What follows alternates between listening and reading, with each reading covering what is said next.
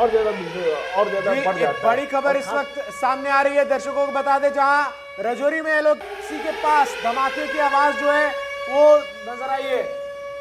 राजौरी में एलओसी के पास धमाकों की आवाज जो है वो सुनाई दी है। तो ये बड़ी जानकारी इस वक्त आपको दे रहे हैं शहनवाज, लगातार हमारे साथ जुड़े हुए। शहनवाज, क्या इस प्रकार की भी खबरें है कि जम्मू में कई जगहों पर फिर से सायरन बजे हैं और ब्लैकआउट जो है वो किया गया है?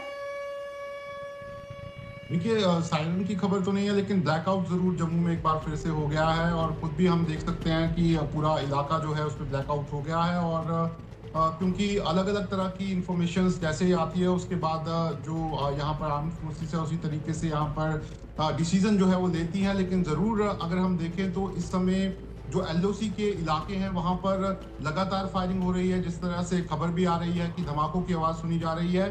जो हमारी लोकल सोर्सेज से बात हो रही है उनका भी साफ तौर पर कहना है कि इस समय हैवी शेलिंग जो है वो दोनों तरफ से हो रही है। इस तरह की भी खबरें अभी जो लोकल सोर्सेज से बात हुई है उनका कहना है कि एक बार फिर पाकिस्तान ने जो पुंछ का टाउन है जहां पर 2 दिन पहले भी पाकिस्तान ने अंधाधुंध फायरिंग जो है वो आर्टिलरी से की थी, एक बार फिर पाकिस्तान उस इलाके को निशाना बना रहा है।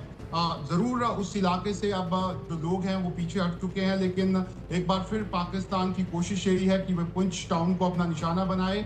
इसके अलावा अगर हम बात करें तो पुंछ से लेकर जो मेंढर का इलाका पड़ता है, उसके बाद नौशहरा, राजौरी और फिर सुंदरबनी और ये जो अखनूर का इलाका पड़ता है, इन सभी इलाकों पे फायरिंग जो है वो काफ़ी समय से जारी है। और जिस समय पाकिस्तान की तरफ से ड्रोन्स और मिसाइल्स का अटैक हो रहा था, उस दौरान अखनूर सेक्टर में भी पाकिस्तान की तरफ से ड्रोन्स और मिसाइल से अटैक करने की कोशिश जो है वो की गई थी। और मैं आपको बता दूं कि ये जितने भी इलाके हैं अखनूर से लेकर पुंछ तक, यहाँ पर कई सेना के कैंप्स हैं, कई सेना की चौकियां हैं और पाकिस्तान की कोशिश ये है कि वह भारतीय सेना को वहां पर इंगेज करे। लेकिन भारतीय सेना जिस दिन से ये पूरा हमला पाकिस्तान पे किया गया है उससे पहले ही भारतीय सेना तैयार जो है वो यहाँ पर बैठी हुई थी और भारतीय सेना ने अपनी सभी तैयारियां जो है वो यहाँ पर करके रखी थी। और जिस तरीके से जिस तरह से पाकिस्तान वहाँ पर फायरिंग कर रहा है, चाहे वो आर्टिलरी की फायरिंग कर रहा है,